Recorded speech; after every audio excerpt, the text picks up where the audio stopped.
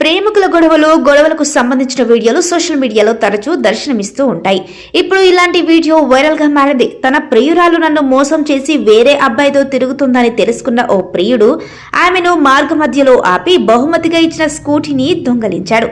వైవాహిక జీవితంలో మోసం సర్వసాధారణమైన ఇప్పుడు కూడా జీవితాన్ని ప్రేమిస్తున్నాను, ఏదో ఒక అమ్మాయి కోసం ఒకరి చెయ్యి ఇవ్వడం, ఒకరితో ప్రేమలో ఉండి మరొకరితో తిరగడం, ఇలా అన్నీ జరుగుతూ ఉన్నాయి.